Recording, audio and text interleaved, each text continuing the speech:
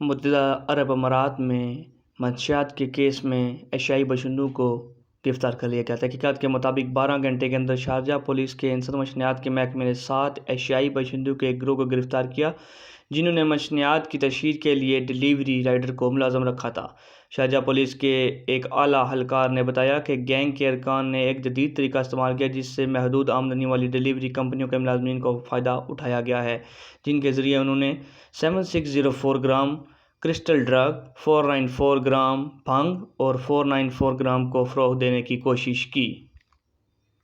یاد رہے، متحدہ عرب امارات میں کوئی بھی منشیات کے کام میں ملوث آدمی کو عمر قید بھی ہو سکتی ہے۔